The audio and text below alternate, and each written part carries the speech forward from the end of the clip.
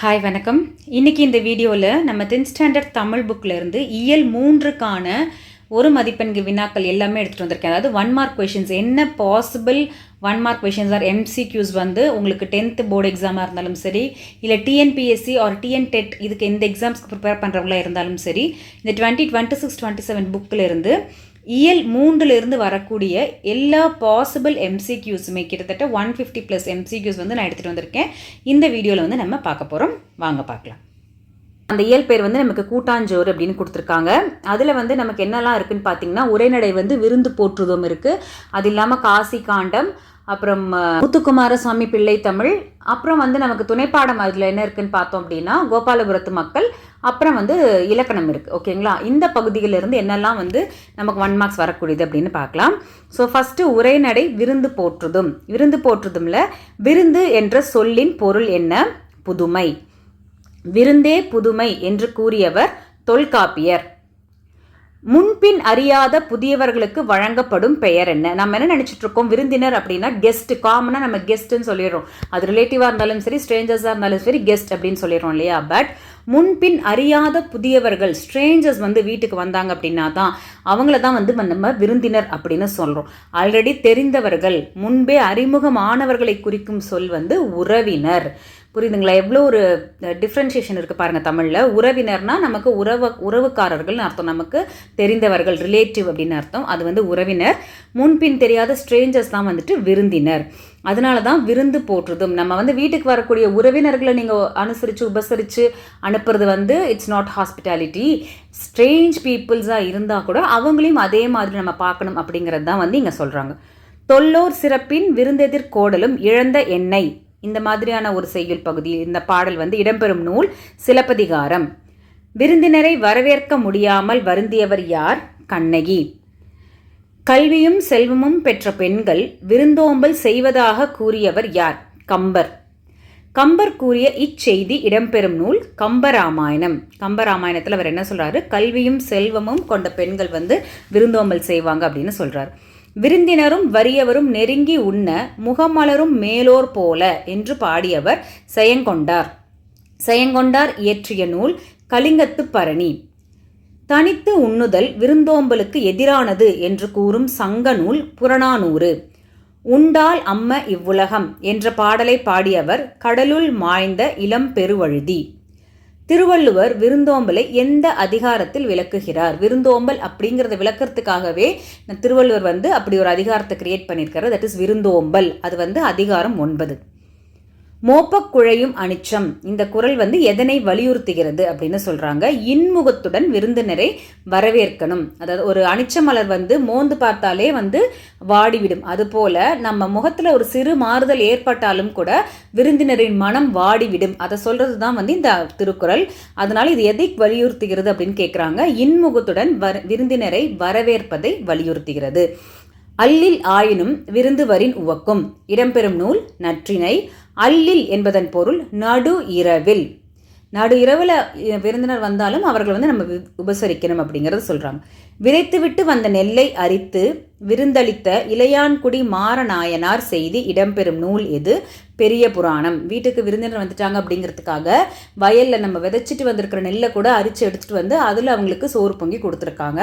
அது வந்து எந்த நூலில் வருதுன்னு பார்த்தோம்னா பெரிய புராணம். பழைய வாளை அடகு வைத்து விருந்தளித்த செய்தி இடம்பெறும் நூல் புறநானூறு. நெருணை என்பதன் பொருள் நேற்று. கருங்கோட்டு சீரியாழை பணயம் வைத்து விருந்தளித்த செய்தி இடம்பெறும் நூல் புறநானூறு. நெய்தல் நில மக்கள் பாணர்களுக்கு வழங்கிய உணவு என்ன? மீன்கறியும் கள்ளும் வழங்கினார்கள். பாணர்களுக்கு மீன்கறி வழங்கிய செய்தி இடம்பெறும் 10 பாட்டு நூல் எது? சிறுபானாற்றுப்படை. இளையான் மடித்தற்கு முந்தைய வினாடிக்கு முன்பாக என்ற கவிதையின் ஆசிரியர் அம்சா பிரியா. விருந்தினரை வழியனுப்பும் போது தமிழர்கள் எத்தனை அடி பின்தொடர்ந்து செல்வார்கள்? 7 அடி பின்தொடர்ந்து செல்வார்கள். அதாவது வாசல் வரை சென்று வழியனுப்புதல் அப்படிங்கிறத சொல்கிறோம் இல்லையா? அந்த மாதிரி அவங்க வெளியில் போகும்போது 7 அடி பின்தொடர்ந்து சென்று வழியனுப்ப வேண்டும் அப்படிங்கிறத சொல்லியிருக்கிறாங்க.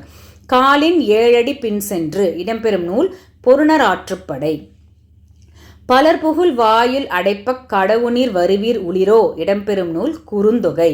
அதாவது இந்த பாடலின் அர்த்தம் என்ன, அதுதான் அடுத்த கேள்வியில் இருக்கு. இரவு நேரத்தில் கதவை அடைப்பதற்கு முன் பசியுடன் யாரேனும் உள்ளனரா என்று கேட்கும் நூல். அந்த ராத்திரி கதவு சாத்திட்டு தூங்க போகிறதுக்கு முன்னாடி வாசலில் யாராவது பசியோடு இருக்கீங்களா, எங்கள் வீட்டுக்கு சாப்பிட வாங்க அப்படின்னு சொல்லி கூப்பிடுவாங்களாம். அதை பற்றி சொல்லக்கூடிய நூல் குறுந்தொகை.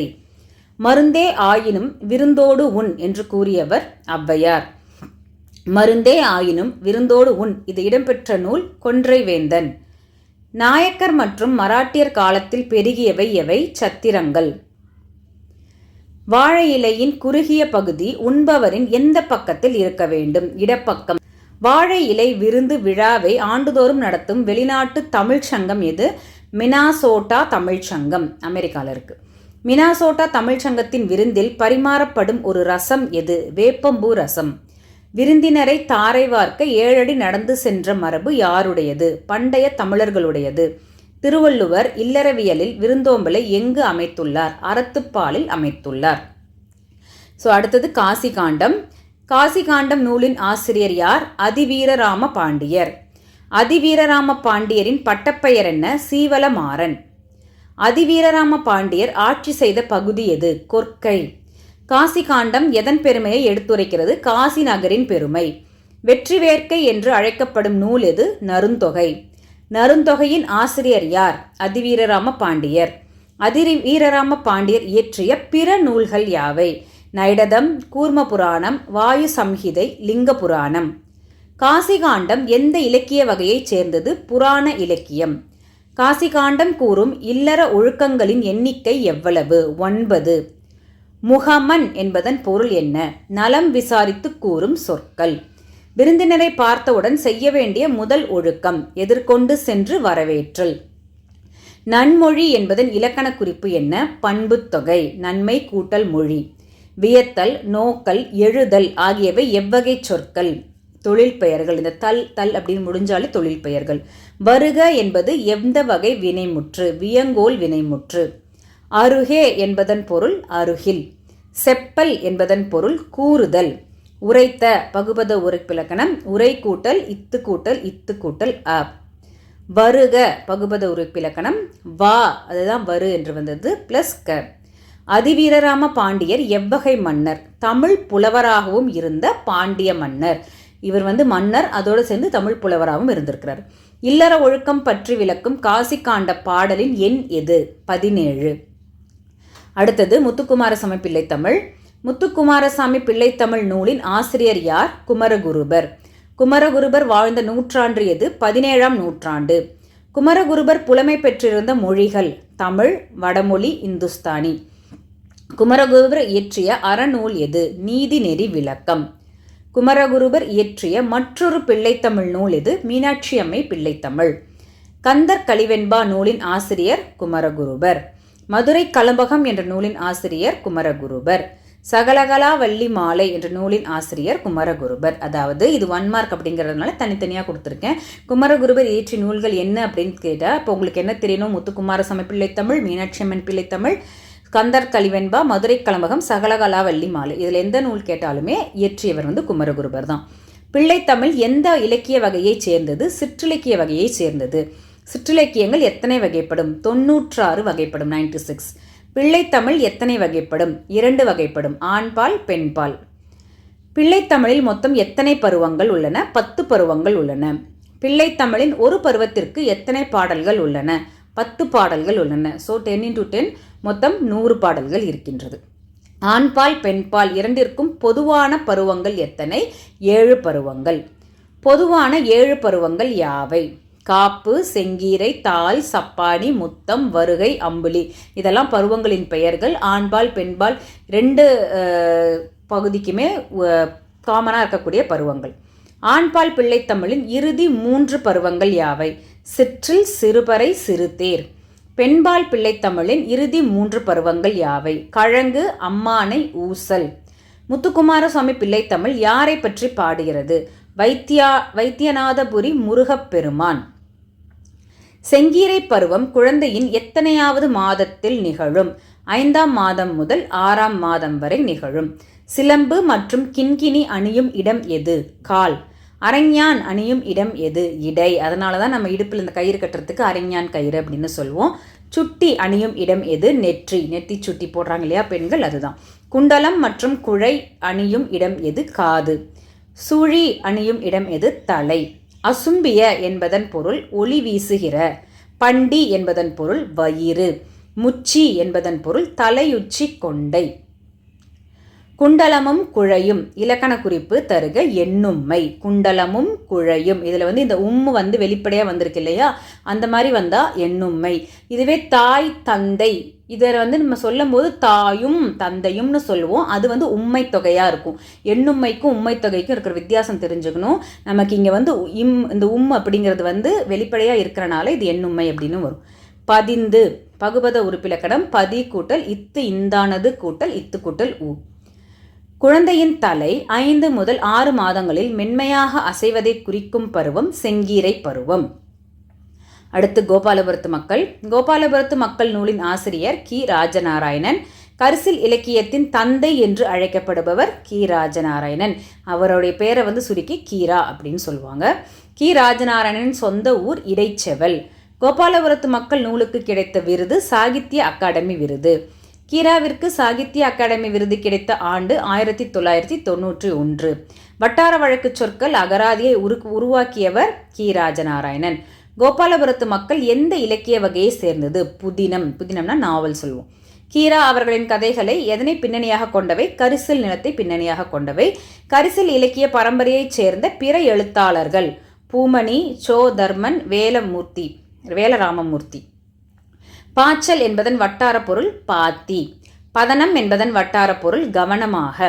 நீத்து பாகம் என்பதன் பொருள் மேற்கஞ்சி. மகுளி என்பதன் பொருள் சோற்றுக்கஞ்சி. வரத்துக்காரன் என்பது பொருள் புதியவன். அழுக்கம் என்பதன் பொருள் அழுத்தம். மந்தகாசம் என்பதன் பொருள் குறுநகை. கடிச்சி குடித்தல், இதனுடைய பொருள் வந்து வாய் வைத்து குடித்தல். தொலைவட்டையிலிருந்து, தொலைவில் இருந்து. அன்னமையா எந்த கதையின் நாயகன்? கோபாலபுரத்து மக்கள் என்ற கதையின் நாயகன் அன்னமையா. சிறுவர் நாடோடி கதைகள் இந்நூலாசிரியர் கி. ராஜநாராயணன். அடுத்து இலக்கணம். இங்கே நமக்கு இலக்கண பகுதி வந்து தொகை நிலைத்தொடர்கள். இதுக்கு முன்னாடி இயல் 2ல் பார்த்தது வந்து தொகா நிலைத்தொடர்கள். இது வந்து தொகை நிலைத்தொடர்கள். தொகை நிலைத்தொடர்கள் எத்தனை வகைப்படும்? 6 வகைப்படும். வேற்றுமை உருபுகள் யாவை? ஐயாள்கு இன் அதுக்கண். வேற்றுமை உருபும் அதன் பயனும் மறைந்து வருவது வேற்றுமை தொகை. உருபும் பயனும் உடன் தொக்க தொகைக்கு சான்று தருக. தேர்ப்பாகன். இந்த தேர்ப்பாகனை விரைவிக்கும் போது தேரை ஓட்டும் பாகன் அப்படின்னு வரும். வினைத்தொகை என்பது டேஷ் மறைந்து வரும் தொடர், காலம் மறைந்து வரும் தொடர். ஊறுகாய் அப்படின்னு சொல்கிறோம் இல்லையா, ஊறிய காய், ஊறும் காய், ஊறுகின்ற காய், அதில் காலம் மறைந்து வருவதனால அது வந்து வினைத்தொகை அப்படின்னு சொல்கிறோம்.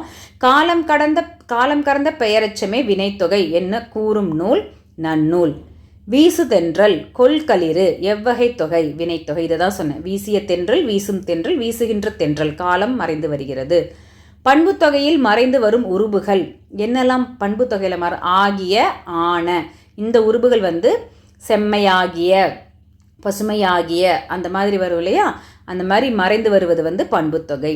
செங்காந்தல் இலக்கண குறிப்பு பண்பு தொகை. செம்மையான அப்படின்னு சொல்கிறோம் இல்லையா, செம்மையான காந்தல், அதுதான். மார்கழி திங்கள் எவ்வகை தொகை? இரு பெயரொட்டு பண்பு தொகை.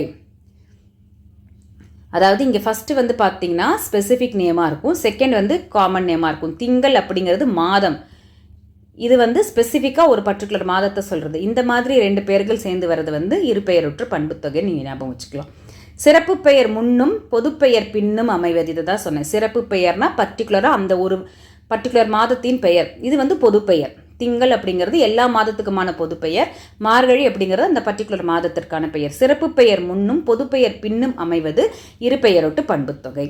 மலர் போன்ற கை, இதில் போன்ற என்பது உவம உருபு. உவமைக்கும் உவமேயத்திற்கும் இடையில் உவம உருபு மறைந்து வருவது உவமை தொகை. கை நினைக்கிறேன், இது மலர்கை, மலர் போன்ற கை, பிரிண்டிங் மிஸ்டேக்காக இருக்கும். மலர்கை, மலர் போன்ற கை, அதுதான் இந்த மலர்கை. இதுதான் இங்கே மலர் போன்ற கை, அதுதான் இங்கே மலர்கை. இச்சை வந்துருச்சு, சாரி.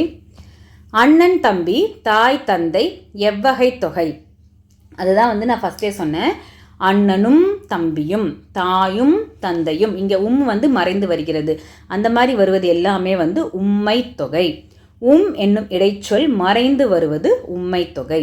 அன்மொழி தொகை என்பது டேஷ் உருபுகள் மறைந்து நின்று பிற சொற்களை தருவது. அன்மொழி தொகை அப்படின்னா அங்கே வேற்றுமை உருபோ இல்லை வினையோ பண்போ ஓமை உம்மை எல்லாமே மறைந்து நின்று பிற சொற்களை வந்து தருவது அன்மொழி தொகை அப்படின்னு சொல்லுவாங்க. சிவப்பு சட்டை பேசினார், இது வந்து அன்மொழி தொகை. முறுக்கு மீசை வந்தார், இது வந்து அன்மொழி தொகை. இது மட்டும் இல்லாமல் இது காமனாக புக்குக்குள்ளேருந்து எல்லாமே எடுத்தாச்சு. பர்டிகுலராக அந்த இயல் 3 கடைசியில் இருக்கக்கூடிய சில புத்தக பயிற்சிகளையும் நான் இதில் ஆட் பண்ணியிருக்கேன். இதுவுமே எக்ஸாம்ஸில் வந்து அதுவும் முக்கியமாக இந்த டிஎன்பிசியில் டிஎன்டெட் எக்ஸாம்ஸில் வந்து கண்டிப்பாக கேட்பாங்க. இங்கிலீஷ் வேர்ட் கூட தமிழ் எழுத சொல்லுவாங்க இல்லையா. ஹாஸ்பிட்டாலிட்டி விருந்தோம்பல், வெல்த் செல்வம், பேபி ஷவர் வளைகாப்பு, ஹவுஸ் வார்மிங் புதுமனை புகுவிழா, ஃபீஸ்ட் விருந்து. அப்புறம் பழமொழிகள், இதுவும் வந்து உங்களுக்கு டெட் எக்ஸாம்ஸில் கண்டிப்பாக கேட்பாங்க. உப்பில்லா பண்டம் குப்பையிலே, அதை தான் ஃபினிஷ் பண்ணணும். ஒரு பானை சோற்றுக்கு ஒரு சோறு பதம், உப்பிட்டவரை உள்ளளவும் நினை, விருந்தும் மருந்தும் 3 நாள், சுழன்றும் ஏற்பினது உலகம். இந்த குறள் கூறும் தொழில். இந்த பர்டிகுலர் குறளில் எந்த தொழிலை பற்றி பேசியிருக்காங்கன்னு கேட்குறாங்க. உழவு தொழில். 6ஆம் திணை நூலின் ஆசிரியர் மருத்துவர் கு. சிவராமன். திருக்குறள் தெளிவுரை எழுதியவர் வ.உ. சிதம்பரனார். சர்க்கரை பொங்கல் எவ்வகை தொகை? இரு பெயரொற்று பண்புத் தொகை. பழைய சோறு, இந்த கட்டுரையை எழுதியவர் கண்ணன் பிரசாந்தி சேகரம். கரிசில் மண் பின்னணியில் உருவான இலக்கியம் கரிசில் இலக்கியம். மினாசோட்டா தமிழ் சங்கம் எங்கு உள்ளது? அமெரிக்காவில் உள்ளது. சங்க இலக்கியம் எத்தனை ஆண்டுகள் பழமை வாய்ந்தது? சுமார் 2000 ஆண்டுகள் பழமை வாய்ந்தது. அம்புலி என்பதை குறிக்கும் சொல் நிலவு. மதுரை சென்றார், இதில் மறைந்துள்ள உருபு கு என்றும் 4ஆம் வேற்றுமை உருபு, அதாவது மதுரைக்கு சென்றார், அதை தான் வந்து நம்ம மதுரை சென்றார் அப்படின்னு சொல்கிறோம் இல்லையா. அப்போ கு என்பது 4ஆம் வேற்றுமை உருபு. வேற்றுமை உருபுகள் என்னன்னு பார்க்கும்போது நீங்கள் அது மறந்துடக்கூடாது. ஐ ஆல் கு இன் அது கண். ஐ என்பது 2ஆம் வேற்றுமை, ஆல் என்பது 3ஆம் வேற்றுமை, கு என்பது 4ஆம் வேற்றுமை. இதில் மறைந்திருப்பது கு என்று சொல்லக்கூடிய 4ஆம் வேற்றுமை. மதுரைக்கு சென்றார். செங்காந்தல் விரிக்க, செம்மையாகிய காந்தல். காலம் கடந்த பெயரெச்சம் என்பது வினைத்தொகை. மலர்கை, இதில் உவமை எது? மலர் போன்ற கை அப்படின்னு சொல்லுவோம் இல்லையா, அதில் உவமை. இரவும் பகலும், இதன் இலக்கண குறிப்பு எண்ணும்மை, அதாவது என்று வெளிப்படையாக வந்திருக்கிறது. இரவும் பகலும், அது வந்து எண்ணும்மை. இதுவே இரவு பகல் அப்படின்னு கொடுத்தாங்க அப்படின்னா உம்மை தொகைன்னு எழுதணும். உம்மை தொகை. விருந்தெதிர்கோடலும் இழந்த எண்ணெய், யாரிடம் கூறியது? கண்ணகி கோவலனிடம் கூறியது. கரிசில் இலக்கியத்தின் தந்தை கி. ராஜநாராயணன். அதிவீரராம பாண்டியர் எழுதிய அறநூல் வெற்றி வேர்க்கை. ஸோ இதோட நம்ம இந்த இயல் 3க்கான எல்லா எம்சிக்யூஸ் ஆர் 1 மார்க் கொஷின்ஸ் வந்து கம்ப்ளீட் பண்ணிட்டோம். மேக்ஸிமம் பாசிபிள் எல்லாமே நான் அதில் கவர் பண்ணிட்டேன். மிஸ் ஆகக்கூடிய வாய்ப்புகள் இல்லை. மேபி 1 or 2 மிஸ் ஆகிருக்கலாம், அவ்வளோதான். ஸோ நீங்கள் டிஎன்டெட் எக்ஸாமுக்கு இல்லை டிஎன்பிஎஸ்சி ஆர் 10th போர்டு எக்ஸாமுக்கு ப்ரிப்பேர் பண்ணுறவங்களா இருக்கீங்க, 1 மார்க் கொஷின்ஸ் தேவைப்படுது அப்படின்னா நிச்சயமாக இந்த வீடியோ வந்து உங்களுக்கு ரொம்பவே ஹெல்ப்ஃபுல்லாக இருக்கும். Stay tune for more videos.